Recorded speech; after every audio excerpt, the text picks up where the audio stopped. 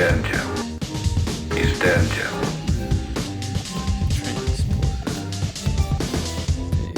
Fascinating. Fascinating. Star Trek. He's dead, Jim. He's dead, Jim. Trek in the Valley. Fascinating. Hello, everybody. Welcome to another episode of Trek in the Valley, the non-encyclopedic Star Trek The Original Series podcast, where every week myself, Adam Ordall Quinnell, and my co-host with the mo-host, Hey everyone, it's Al Hirt here. What's up? Mr. Al Hirt, what's up indeed? We get together in an undisclosed location near Auto Row in the San Fernando Valley to discuss an episode of Star Trek The Original Series.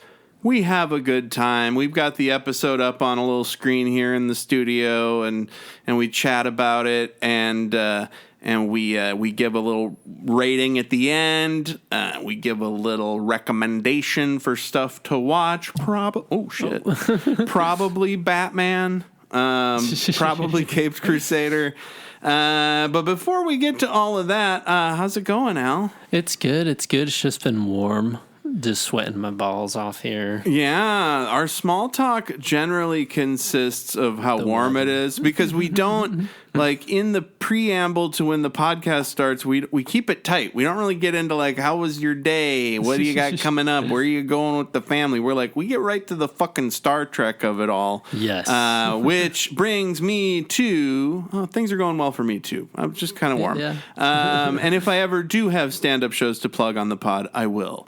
But before we get to this week's episode, we have to, of course, go to my favorite segment on the show, Up your shaft. Up Your Shaft, where we talk about last week's episode with Al. Last week was the empath. Yes. Now, Al, the question of the day is, what the fuck do you remember about the empath? The empath. Let's see.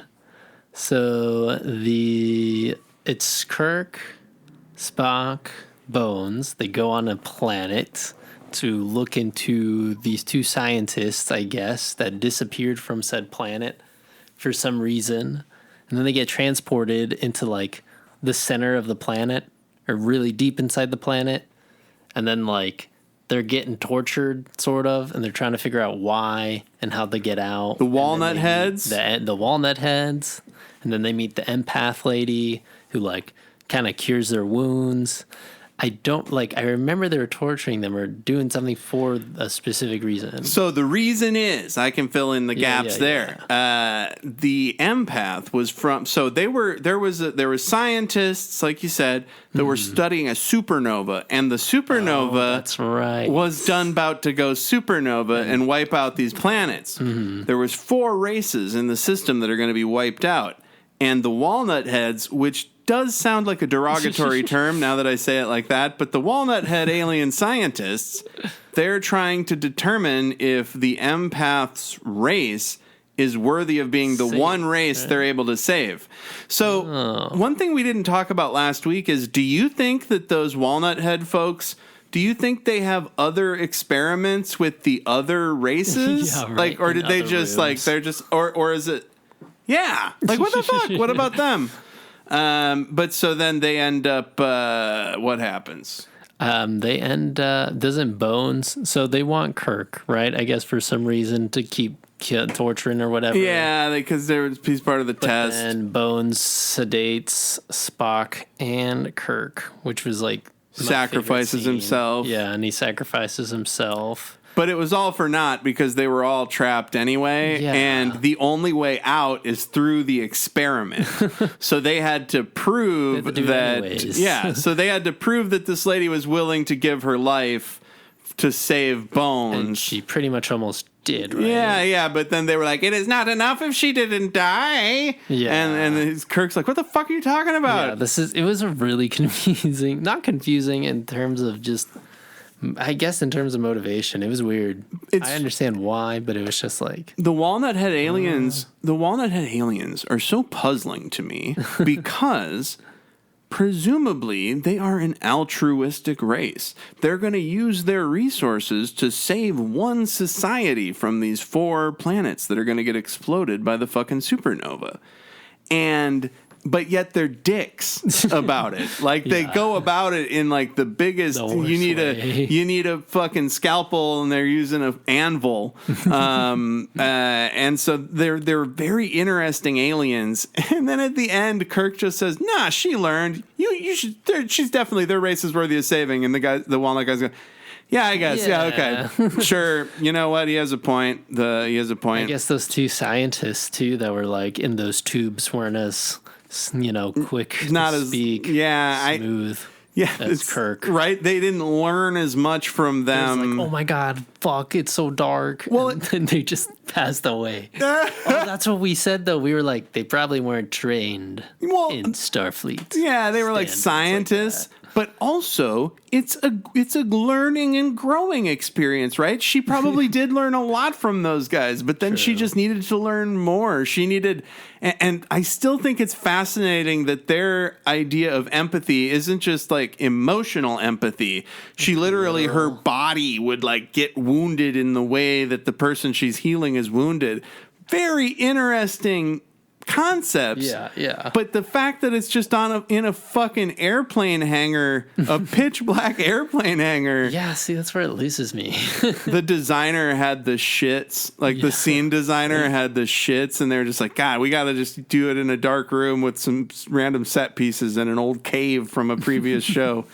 But yeah, so that was the empath. It works out for everybody in the end except those fucking scientists that ended up dead in a cold, transparent tube. And this week, oh boy, is it a good one. It's a handful. This week, and I don't really remember it. I watched most recently the episode for next week. Yeah. So I'm going to try my best to not get those confused as my brain cooks in the heat of the office where we have to turn the fan off. Pretty straightforward. It's just the ending that I'm like. Well, we're going to find the resolve. We're going to figure it out. So the episode is titled Elaan of Troyius, like Helen of Troy. We get it, we get it. And it added letters. It aired. This is the Christmas episode. What? It aired on December 20th, 1968. Interesting choice. Yep. And the synopsis from old Chaucer over at from William Faulkner at Paramount Plus, where we watch the HD versions of this, the HD remasters. The synopsis is: Kirk is distracted while the Enterprise is threatened. Oh, okay. That's it. That was it. That's a good chunk of the issues. That's it. Yeah. Let me read it again. Kirk is distracted while the Enterprise is threatened. Usually that's like every episode. Well, right? They could change it to someone is distracted. Lately, it's like Bones almost dies. But usually these synopses, usually they mention the type of alien or whatever. Oh, yeah. But They didn't reveal too much. No, I played it close to the vest. And we'll get to the rating later, but that's it. We covered the air date, Elaan of Troyius. I'm gonna press play on the studio monitor. Great remastered fucking shot of another Earth-like planet. Yeah. It's always an Earth-like planet lately. Actually, next week's planet is like a mint chocolate chip planet. Oh, yeah. I'm going to get into that next week. But so how does it open here? What's going on? So I guess it says that they're on a diplomatic mission here, and they're going into the Tellan star system. So they've taken aboard an ambassador from Troyius. Yeah. And they're approaching the inner planet Ellis. So basically, they're transporting this lady, and then there's an ambassador that's with her who is hilarious. Yeah, He gets stabbed. my jokes, Ambassador Petrie. Yes. My notes say the Elysians beam aboard, saying the men of Elysia are dipshits, but Bones says the ladies are. It's weird. It's a weird race of people and their relation between them, which they cover later in the episode, which is what gets Kirk in this whole dilemma. But Bones says the men of Elysia are dipshits, but the ladies are mysterious and rad. That's my synopsis of what Bones says there. I got to put on the subtitles. What the hell? And what's his face? Petrie. I forgot the actor's name. He does a really good job. Oh hell yeah, dude! This he looks. Wait, I know who that is. Petrie is Jay Robinson, who played. Oh man, he was on Cheers. Yeah. Night Court. I just recognize him from all kinds of shit. Oh, and the costumes too. Oh my god! Right? For the guys, it kind of looks like what's it called? It was not Thundercats. It was the team of kids that would fly out into space and then they'd make a big mecha. Out of all their Power ships. Rangers. These do look like Power Rangers uniforms. Look like Power Rangers, yeah. So these are the Elysians, and the dude from Troyius is a green guy, right? Yeah. So Petrie's a green guy. The Troyans are green. He's basically kind of like the ambassador to the other planet because he's trying to help Elanius or Lannis, whatever. Yeah, the Elysians. Their figure out culturally like their habits so they're not as shocked when they meet each other. Yes, Which doesn't make sense at all. So they're totally in conflict the entire time. But yeah, so Petrie's whole job is basically to get the Elysians ship shape and ready to sign a treaty and be in a formal environment, right? Right, but and then it's like they're getting married too. Yes, the Dolman. The Dolman, yeah. This very hot actress plays the Dolman. Let's see who she is. The Dolman. Oh, where is it? Where is she? What's her name? It should be Elaan, right? She's the Dolman, right? Oh, Elaan, France Nguyen. Mm-hmm. She plays the Dolman, Elaan, and that's basically the figurehead of the planet Elias. Yeah, so I guess it's like a prince kind of like sort of thing, to stop a war. Okay. They've been at war for 1,000 years. Yeah, typical stuff. So the Dolman beams in, and it's funny because all of her guards, the retinue of Power Rangers that preceded her, they all kneel, and then they kind of look around, and they expect the crew to kneel as well. So then Kirk's like, all right, I'll fucking kneel. Yeah, and they all kneel. Super weird. And she asks Spock, "You rule this ship?" And then she says, Spock says, "Nah, it's Kirk's ship." And then Petrie, she says she gives Kirk permission to show them to their quarters. That's nice of her. Basically, these people are assholes. And I can't really remember the politics. Like, I don't know if one planet is clearly right or one planet is clearly wrong. But basically, the Troyusians are green.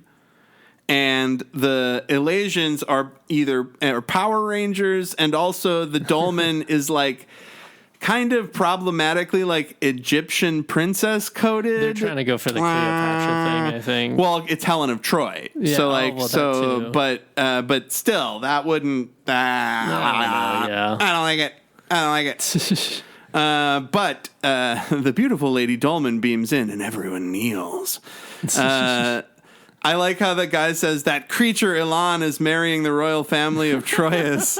The two planets have they both clearly hate it, you know? Yeah, it's a mutually assured destruction kind of thing. It's like a Cold War sort of deal. But so it's Petrie's job to teach this rough, unrefined Dolman some manners. Yeah, I guess it's a My Fair Lady thing.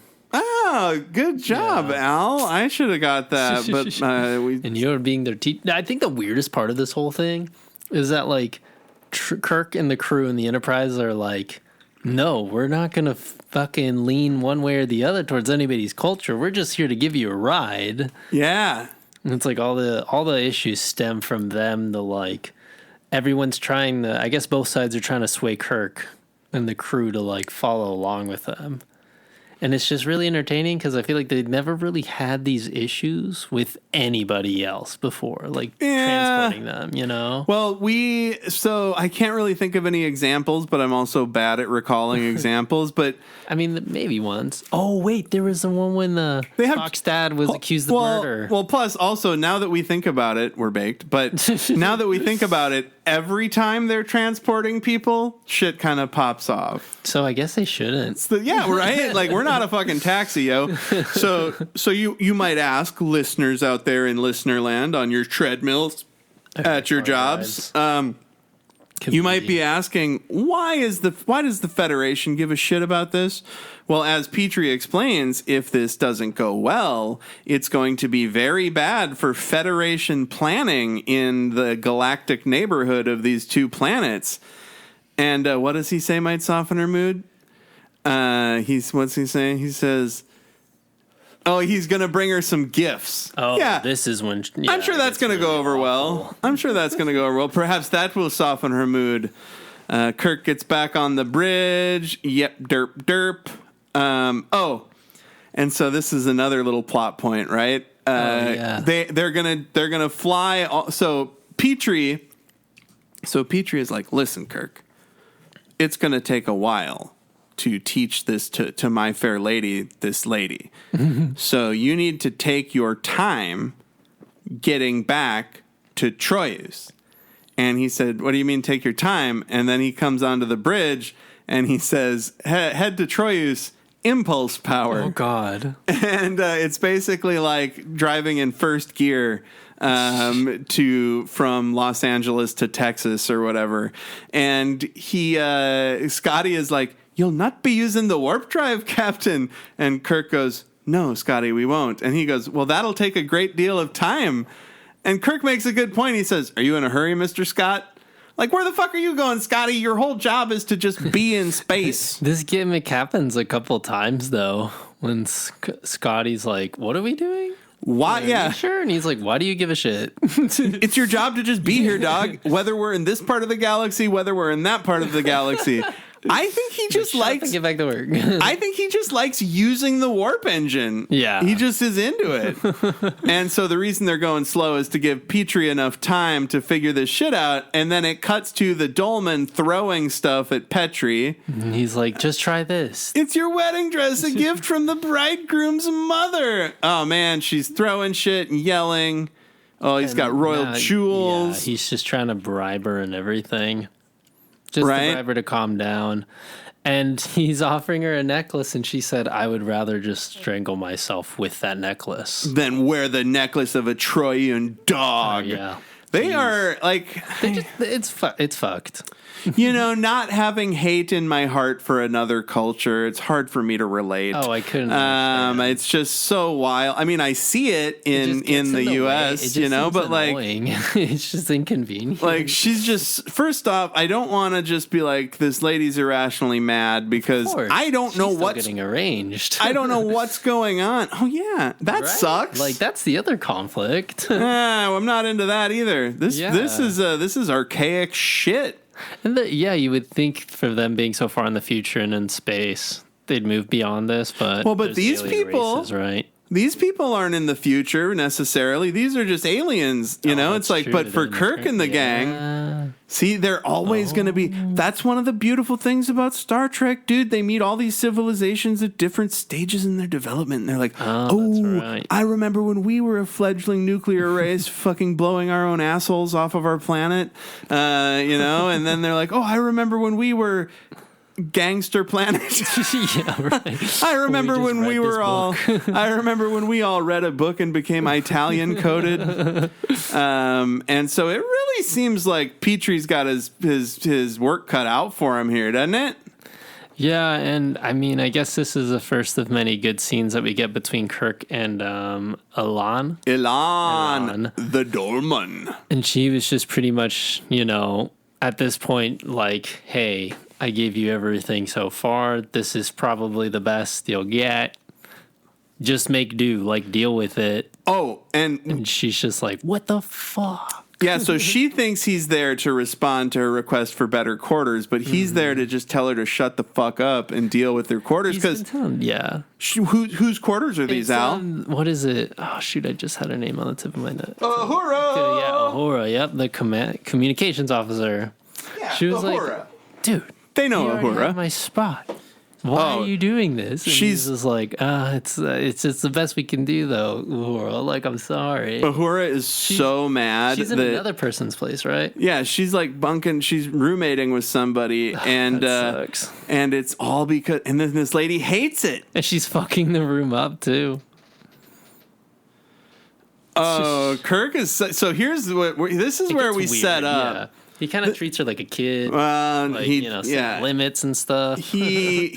Kirk doesn't think, like, he doesn't know. No, I'm saying he doesn't know that he's actually training her, not Petri, but they get to that. They formalize that later. They talk about it. Right. But basically, he says, there's no better quarters, but if you want, I can make sure that this is full of breakable objects, so you can just break whatever the fuck you want, you crazy dolman.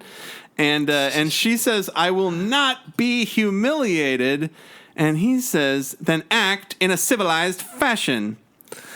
Yeah, and it's just kind of awkward where she's like still thinking that she's royalty and saying, well, she technically is, but she's like, hey, I didn't ask you to leave. And he goes, I don't remember asking you to. I am the commander of this ship. Yeah, he's like, I'm gonna run this show. Like, you better chill. Also, this Petri guy is brave to be talking such mad shit about the dolman in front of her Power Ranger guards. Yeah, right. Kirk comes out of that room, and what I was going to say, in that last scene, it's really setting up how she's going to be intrigued by the fact that Kirk doesn't just give her whatever she wants like everybody else. It's freaky. She's like, ooh, I want a guy who says no. Yeah. And then fucking Petri is like just talking mad shit about her in front of her guards. And then Kirk suggests that Petri make her listen by using a different approach. Stop being so nice. Go in strong. And nothing could go wrong with that, right? Yeah, seriously. So what's going on here? They come back from commercial with a rad shot of the USS Enterprise. Now he thinks, Spock says, I thought this was a sensor ghost that I see out there. But Kirk's like, is it a hydrogen reflection? Not in this area. So they think it's probably a ship that's following them. But first they got to check all the systems if it's a malfunction as well. So they immediately go down and ask Scotty. Right? And Scotty's got the dolman and her dudes down there fucking with his equipment. He doesn't like that. Yeah. And also, Scotty's really condescending. He's like, I suppose even our impulse units seem fast compared to your nuclear propulsion units. And she just wants to know, like, we want to know how the ship kills motherfuckers. Yeah. And it's funny because she says, we're interested in how the ship does war, not in what drives it. And it's like, but you got to know both. Fast. You got to know both, dog. Like, what the hell? And what is going on here? Courtesy is not for inferiors, she says. Trying to figure this out. Oh, disturbance in the dolman's quarters would have been a good trading card name for that last episode. That's coming up, actually. And engines are for mechanics and menials, she says. Engines are for mechanics and menials. Damn, that's some anti-engineering talk. Right? Kirk is basically teaching the dolman about manners. Yeah, he's just like, hey, can you not bug my crew right now? Yeah, we might have. We're trying to get you there at impulse power. Spock calls Kirk to the Enterprise. Kirk gets to use one of those rad panels on the wall, the communicating press. I love that shit. The red box, the red panel. So basically, it's a ship that's following them. Yeah, you know. So they know. Now they've got it on it's a Klingon warship up on the screen. And holy shit, what is going on now? I guess what's happening is that the Klingon ship keeps making passes at the Enterprise. Yeah, so they're not really going after the Enterprise. This is something that they mentioned when they were talking about the planning, the Federation planning. Mm-hmm. The Klingons also claim this space, I believe. And they've got a Klingon warship on a parallel course. That's not good. So I think aren't they just keeping an eye on the Dolman and the other dude? Well, they're just yeah. I mean, they're just gonna keep doing what they're doing and hope these Klingons don't try to start a war with the Federation. Right. Oh, here it is. There's a disturbance in the Dolman's quarters. I just imagine like you get a pack of Star Trek trading cards and has like a picture from the scene. Oh, look at that black security guy. Cool. Yeah, so security's asking for help, but the what is it called? The guards? The Power Rangers. Yes. Oh, that's right. She gets out, Alani walks out, and she goes, "Get rid of that Trojan pig." And Kirk walks into her quarters in shock to find Petrie with a knife in his back. Right after he told him, maybe you should be more aggressive with her. Right? And so Kirk's going, fascinating. Shit. So Petrie... Bones gives him the good news, though, because Petrie's on the, medical bay. Kirk's like, shit. Bones is like, oh no, he'll be fine, he'll recover, but he has lost a lot of blood. And he says, I was wrong to talk to her unarmed, but you forced me. I hold you responsible for this, Kirk. Damn, that sucks.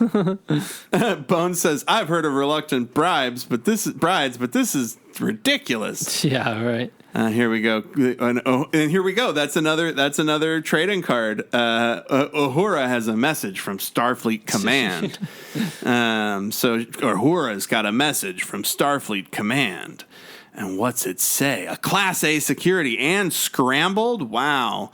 Federation High Commissioner is on his way to Troyius to attend the royal wedding. Uh-oh. So I think that's why the Klingons were just lingering around, right? The stakes are a bit higher now. Yeah, maybe. Yeah. It's just weird how it's like that's the other tension, right? Where it's like it's all dependent on what's going to happen with this arranged marriage and whether it goes up or down. Yes. And then we get a little twist on it when Nurse Chapel is talking to Petrie, right. And she says, "I don't know what's the deal with these Elasian women.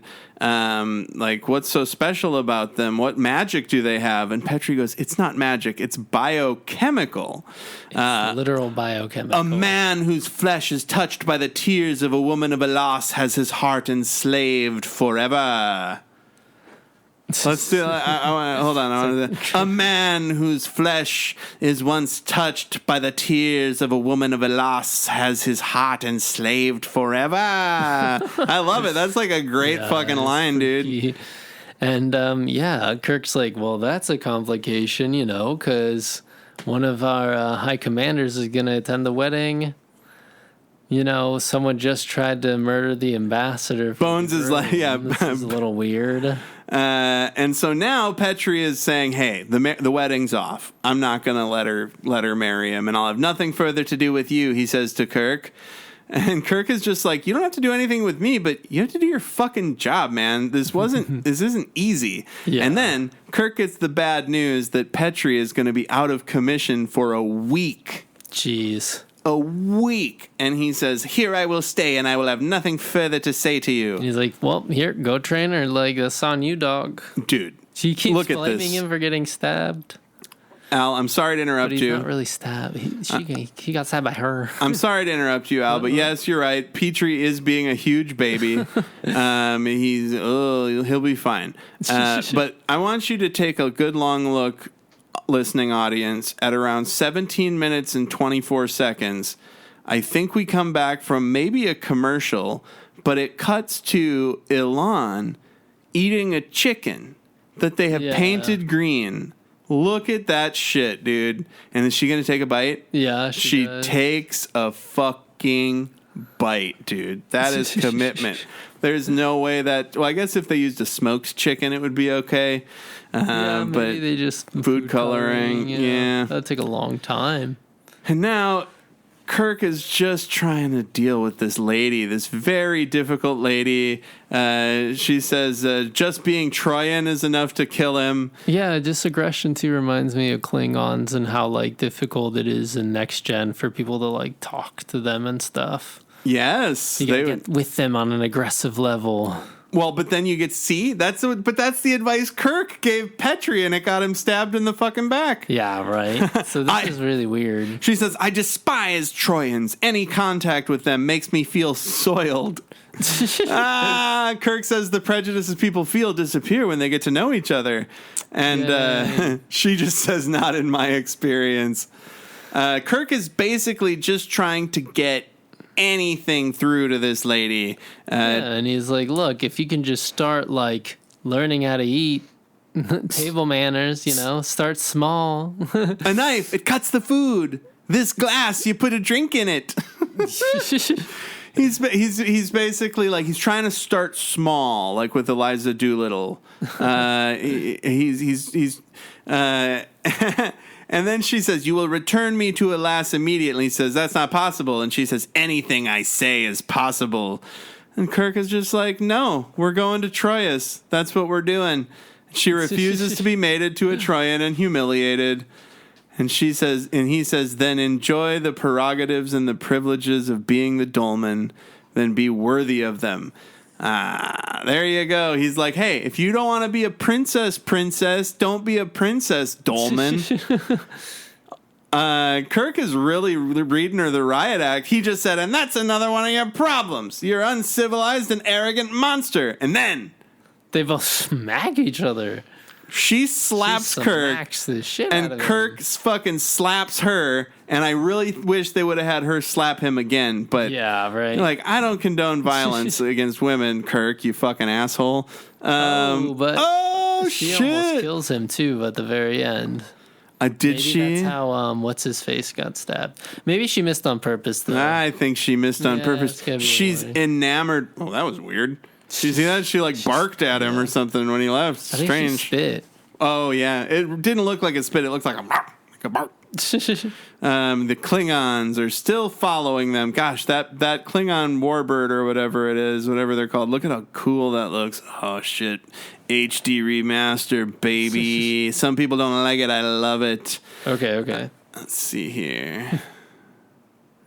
Oh shit. So the one of the Power Ranger Elasian guards is in engineering. I do not like this. Yeah. Let me see here. Do your job. Like once you see the guards, though, it kind of seems like they were already in the engine room before to sneak something in. But this is obviously more blatant. He's following up. It's an intercommunication though between them and the Klingons, correct? Mm-hmm. Because there's something fishy happening, and that's how Spock and Kirk find out like that there's more at play rather than just this wedding. Yeah, and I thought at first that they were just going to take over the ship to take the dolmen home, but I feel like they're probably in league with the Klingons. And then let's see here, the Elasians. He knocks out one of the Elasian guys. He knocks out somebody in engineering by grabbing his fucking face. And just snapping him. Well, he I don't know if he snaps his neck. It looks like he did. Oh, whoa. He just like held his face for a second and the red shirt goes, I guess it was it kind of looked like a half Vulcan mind, half Vulcan face pinch. They didn't really get that coordination down. The Vulcan face pinch. Oh man! And then they says, Bones says, "Spock, the women of your planet are logical, and yours is the only planet." That's a funny quote that's coming up. Kirk wants to see the dolmen. They fight him. Kirk leaves. Basically, they are. What are they doing here? Oh yeah, Kirk says it. So Kirk tried to get into the dolmen's quarters because he knows, even though they turned him away, now she knows he was trying to. And Kirk says, "Mr. Spock, the women on your planet are logical. That's the only planet in this galaxy that can make this claim." Kirk don't be such a pig, man. You're in the far-flung future, motherfucker.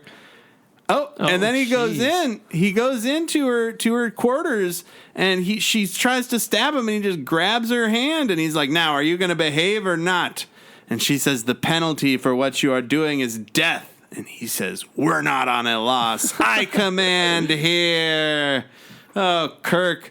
Kirk's like, you can tell he's like kind of stoked that he gets to push a lady around. Yeah.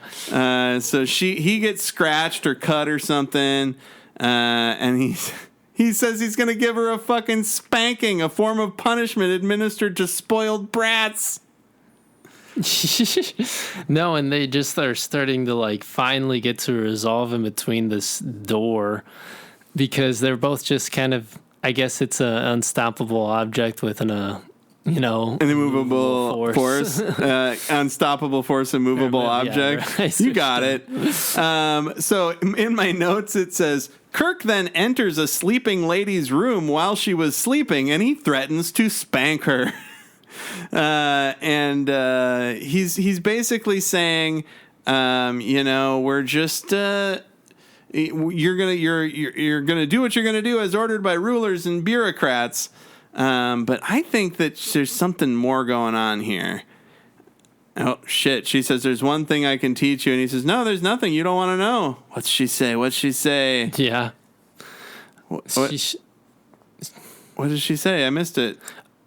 Oh, she doesn't want everybody to hate me. Yeah, she says she doesn't like herself because she's so mean. Well, she says pushing people away and stuff. I think what she says is, I don't want people to hate me, and she probably doesn't know that she's mean. Yeah, seriously. And he's like, well, people don't like to be treated as though they don't exist. Kirk. And here we go. Look at this. Here we go. Oh, no, Kirk, don't. No. Don't. He just touched her fucking tear. And you can see in her eyes, she's like, I'm going to have him for dinner. And then he's sort of woozy about it. Oh, it's getting very warm. Something must have gone wrong. Then Kirk makes out with her because he has been possessed by her tears. Dun, dun, dun. Right? And you think this is what the whole episode's going to be now. Kirk is enthralled. Oh, they make out some more. It's disgusting. No, but there's more going on. There we is. Cut right back to the engine room. Where that Elasian guard is doing stuff. They can't get a hold of Kirk. There's a message being tight beamed out from the Enterprise. Oh, and they've had sex now. That's the implication. Kirk and the Dolman are now post zombie. He's a brain zombie coitus. Intruder alert in engineering. Kirk's got to do his thing. Let's see here. Security alert to all decks. He rolls out of bed just like, oh, hey. So yeah, Kirk is he heads down to engineering where they've got this, Kirk or Scotty and the rest of the crew are looking at a device that's been transmitting probably to the Klingon ship. And the Elasian guy says he's immune to any form of physical torture. So Kirk's never going to, he's never going to give Kirk any information. So then Kryton is that guy's name, the guard. Right. So, oh shit! Kirk calls Spock, and he's like, "Hey, Spock, he's not giving us anything. I need you to do the Vulcan mind meld." And right as he says that, the guy, what's his name, Kryton pushes a security guard off of him and phases himself out of existence. He annihilates himself. And it's freaky that so that he doesn't get mind melded. Right, but it's freaky to kill himself rather than give information away. So it's just it's got to be super valuable, and the stakes are risen, Yeah, and then we find out that the reason he was such a kook was because he was in love with Elaan, and he wanted to marry her, and he was super mad when she found out about the announcement. And then she's like, "But why are we talking about that? Let's talk about us." And she says we should welcome the Klingons' help, and he's like, "No, we've got an entire fucking star system depends on you guys getting married. We've got a duty." And he says we've got a duty to forget what happened. They definitely fucked. I love it. Yeah, right. He says, "My orders and yours say that you belong to another man." And she says, or Kirk says, "What happened?" Meaning the sex. Yeah. and what happened it was an accident. Yeah, I was like, dang, that's rough. That's funny because that reminds me in Futurama when Fry had sex with the interim boss of the Planet Express, Morgan Proctor, and Bender caught them, and they go, what you thought, it wasn't what you thought, what you saw, and he goes, oh, I know what I saw you having sex with you. You were having sex with you. And so Kirk is trying to get away, and she won't let him. She's probably trying to re-tear him again. But basically she's saying, hey, you should just marry me, and you should blast the Troyusians, and then you'll rule as a king with me. And then they just keep making out, and then Spock and Bones take it away. Oh yeah, as they're making out, Spock's and Bones just answers the door, and they just stare, and Kirk's like pushing her off, like, whoops. And what is it? Spock's like, may we see you for a moment? Bones is like, Jim. So Bones is like, your fucking penis out of your mind. Bones is just like, you motherfucker, you touched her fucking tears, didn't you? That's what he says. Yeah. He goes, Bones just immediately says, hold on, is it the first thing he says? It's the first questions. Did she cry, Jim? Did she touch you at any time? Her tears. And it's funny because he says, "Did her tears touch you at any time?" Not just fly. Not did you touch her tears? Seriously. And then Bones says, "We're in trouble." Petrie told Christine that the Elysian women have a sort of biochemical substance in their tears that acts like a super love potion, and according to him, it doesn't wear off. And Spock's like, well, is it true? And Kirk's like, it's true. I got the bite. Bug. I got the bite. Kirk says battle stations, and they're going to fight the Klingons. Ship. But the Klingon ship doesn't actually shoot them, right? No, it keeps passing them by, I believe. And so what we don't, I don't know if we know this or not, we may have skipped past it, but Kryton rigged the ship to explode when they go to warp. So the Klingons are just trying to give the Enterprise some chin music and scare them so that they go to warp and then explode. And how do they find that? How do they find out? Belay that order. And that's when Scotty says the antimatter pods are rigged to blow up the moment we go to warp drive. What? So that's probably why those guards were down there earlier too, just freaking everybody out to get some information. Yeah, they had to plant both the so they had a lot to do down there. I know. Honestly, they got to snap a guy's neck by grabbing his face with his bare hands. They got to do a transmitter to the Klingons. They got to change rig the antimatter pods to explode when they go to warp. Wow. So Kirk is just really riding these impulse engines, trying to get. This is all while he's thinking about that chick he just slammed. Yeah, and then she just showed that chick he just slammed. That is a good one, Al. And then she just comes onto the bridge, and man, the Klingons just keep flying by without firing in a shot. And that's when Spock figures it out. They haven't meant to attack us. They want us to go to warp, so we explode. But she's on the ship. Yeah, so what? Oh, that way, like, they both blow up, and then it could look like an accident. And the marriage wouldn't happen, so Jeez, we got a lot going for this marriage against this marriage. Talk about a Montagues and Capulets kind of thing, cha-cha. So Kirk should be forced to give up command. He's under the influence of a foreign agent. Yeah. He's emotionally compromised. But he doesn't. He says, you're quite right. We got to do this. And then we find out, let's see here. She just refuses to leave his side. And now they're in a turbo lift, and she's just whispering in his ear like Forky Tongue from Lord of the Rings. Yeah. And she's like, ooh, we must take over the star system. And she's like... Ship. She's like, you could really see me get married. You could really see me get married, and then we'll never see each other again. And then, boom, they find out that the dilithium crystals are fucked. So they can't go any faster. They're never going to be able to go to warp. He says, "Go to sickbay, please, Christ." Yeah, and she's like, "Yes, my love." Cut to Chapel. Cut to Chapel and Bones trying to formulate an antidote to the Elasian tears. And Petrie's like, "You're wasting your time, Doctor. We've been trying to fucking counteract those tears for centuries. And we're green, motherfucker, and we still haven't. We weren't green when we started trying to figure this out. We turned green trying to figure out an antidote to the tears." But let's see here. The Klingons are now saying they're going to be boarded or be destroyed. Kirk just knows they're trying to force a fight.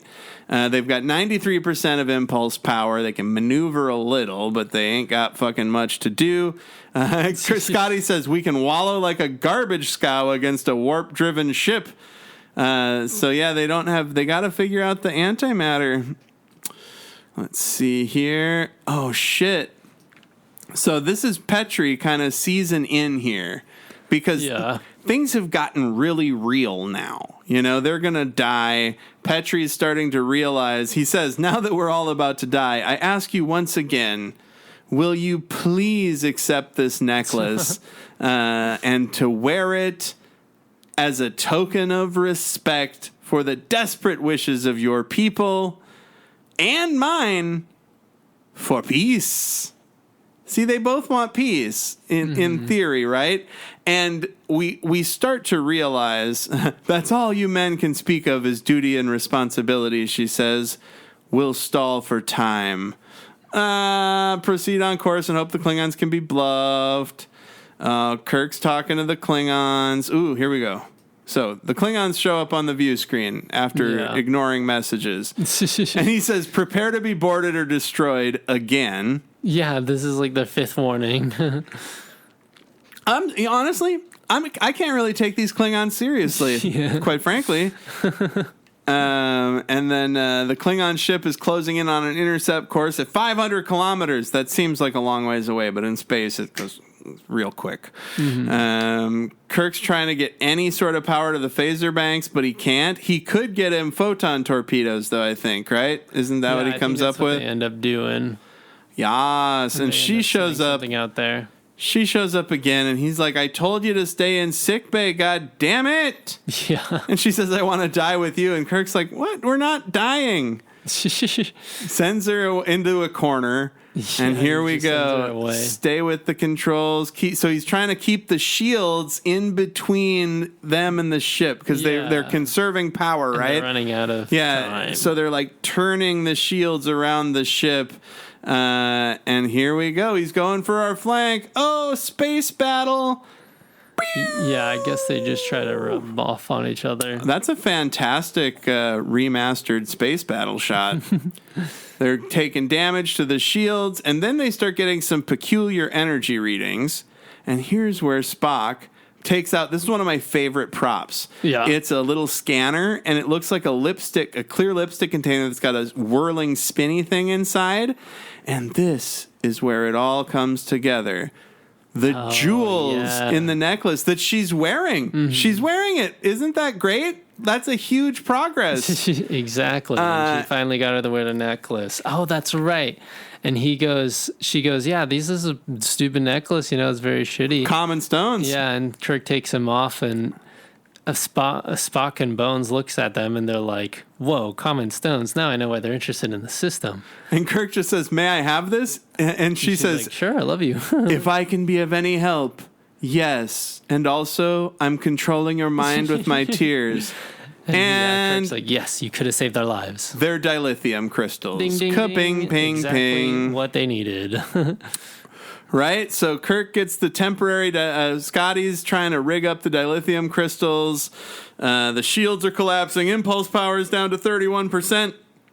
Kirk opens up communications with the Klingon ship and says he's requesting terms for surrender. What? Is this the end of the Starship Enterprise? And the Klingon's like, "No terms. The surrender must be unconditional and immediate." Yeah, your Klingon's very chill. right? And so Kirk's just trying to buy time while Scotty puts the necklace. He's trying to build a crystal, and he says, we need to test it. And Kirk says, we have to test it in combat. And Spock's like, there's no way to judge what unusual shapes will do to the energy. So the shape of the crystal that the energy goes through matters. Isn't that crazy? Yeah. And Spock's like, well, I mean, it depends on like the shape and whether it'll blow up or not. And Kirk's like, we're going to blow up either way. So why don't we just send that out there and try blowing them up? Like, right? What are you talking about? And then Kirk is still trying to buy time, saying, will you guarantee the safety of our passengers and the dolmen? And the Klingon's just like, shut the fuck up. Nope. We are going to do this, man. And then Scotty calls in and says, I can't guarantee what's going to happen, but you can try to do warp and maybe we'll explode and maybe we won't. I guess we'll find out. Yeah, we got those photon torpedoes, which they did have ready to go. So they're gonna move out of the way at the last second with warp because the Klingons don't know they have warp, and then they're gonna give them a full spread of the photon tubes, and then Chekhov's wig looks fucking insane as usual, and that's a great rotating shot around the ass of the Klingon ship, and it shows the Enterprise in the distance, and the shape of the crystals is making it fluctuate.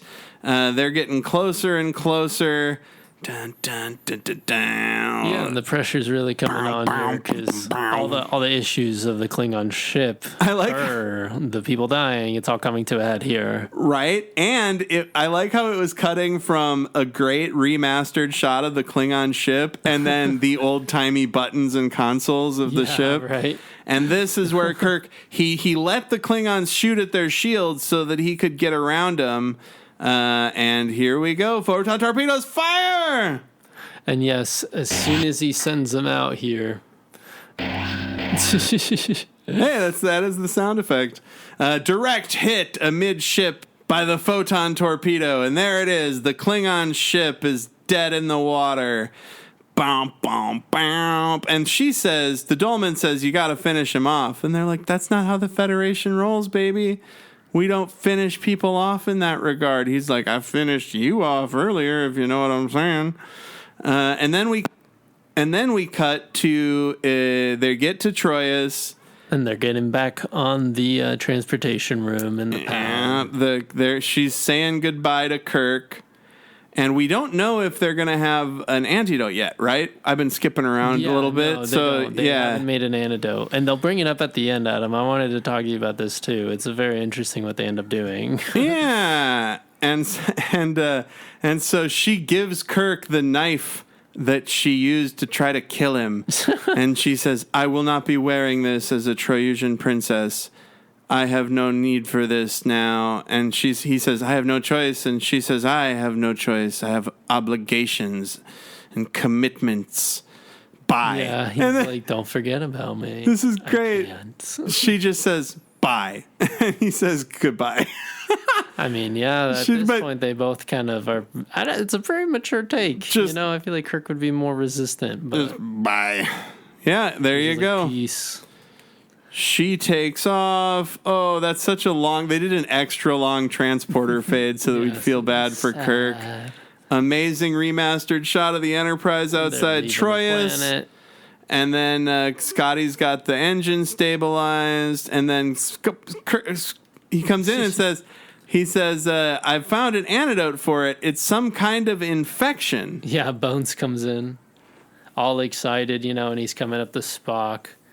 But then, why did they figure out like why they decide not, or they end up not using it, right? The captain has found his own antidote. Are you out of your Vulcan mind? That's funny. I love when they do that. Bones always saying that. And he says, Captain's got his own remedy. It's work. Cut to the captain like filling out some paperwork and handing it to Sulu. And then Bones says, it looks like commanding the Enterprise is the perfect antidote for that.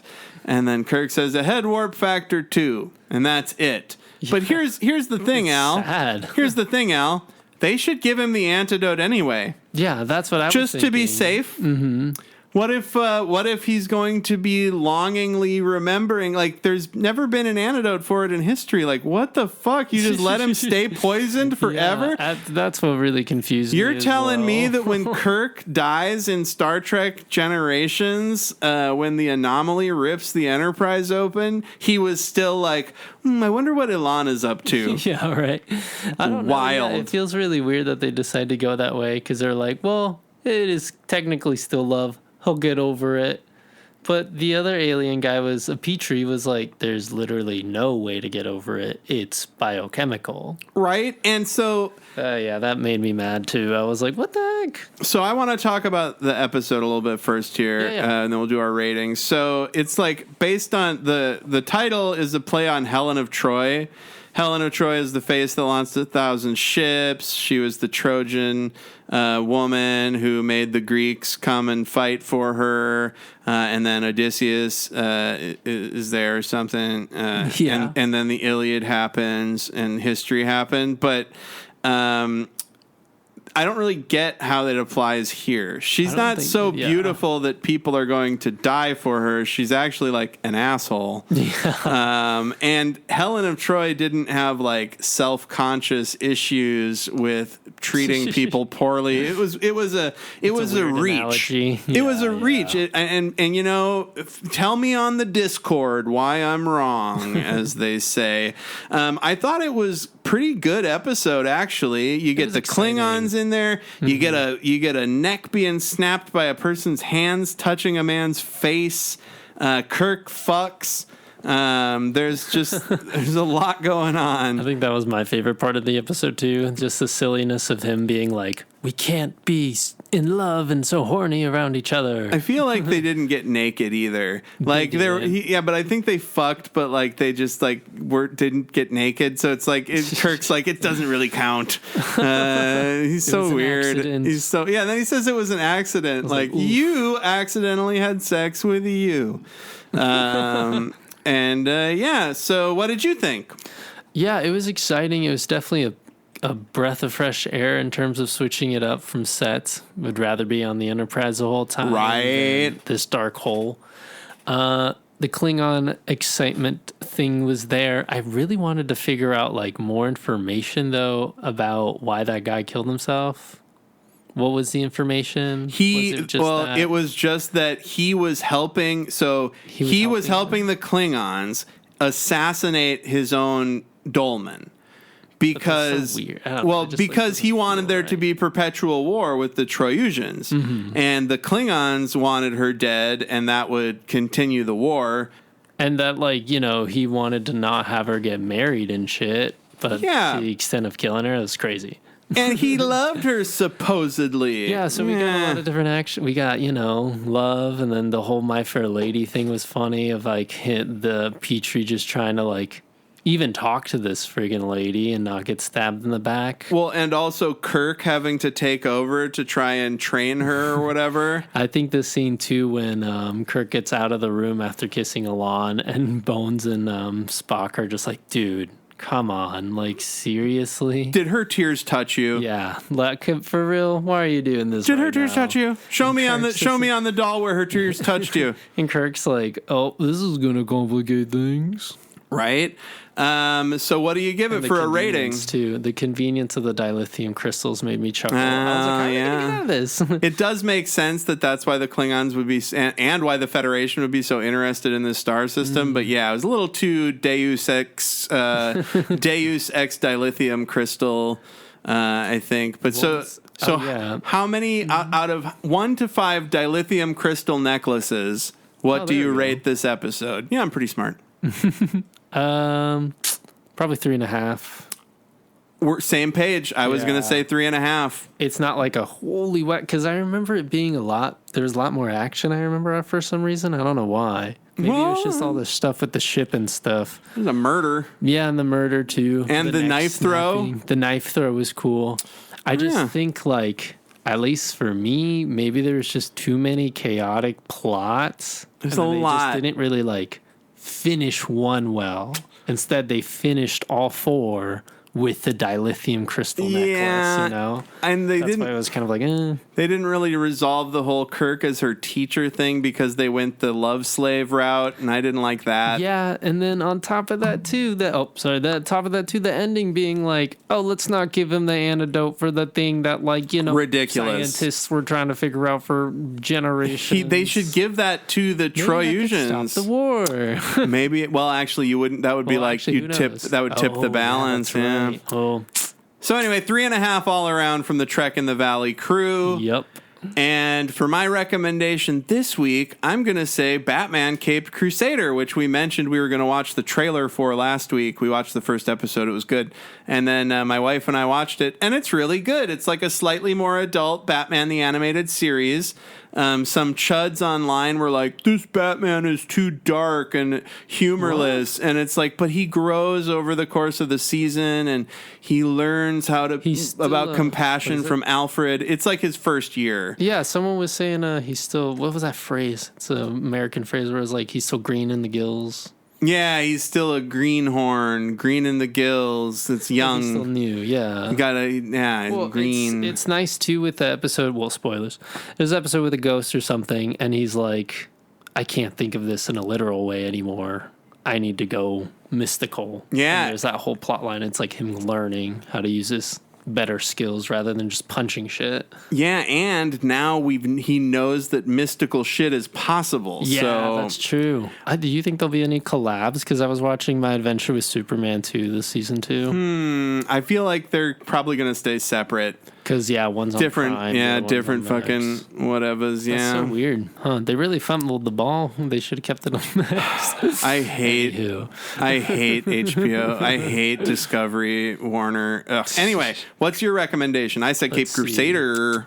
Oh, yeah, Has Been Hotel I liked. I mean, I think it was like a 50-50, though, because some of the songs I loved, some of the songs I hated.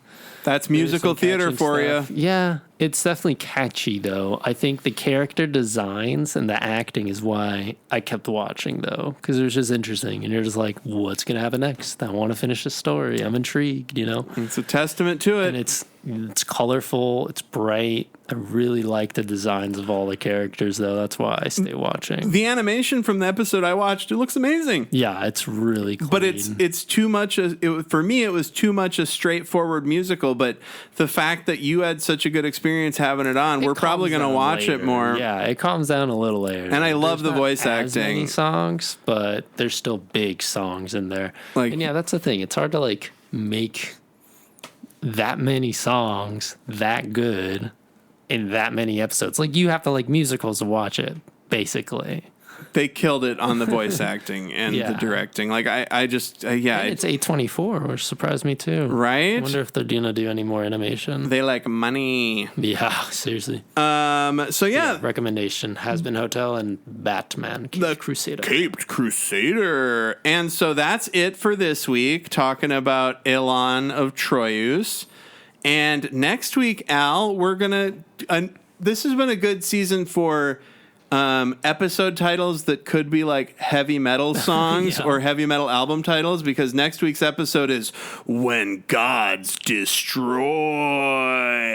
Thanks for listening. Check it out. Sounds like a Godzilla subtitle. Right? When Gods Destroy. So yeah, thanks for listening. And come on back next week. Thank you so much for listening, guys. Yeah, do all the stuff in the bumper. Give us a review. Help us out. Keep us on the map so that we do Next Generation next year. Thank you. Peace.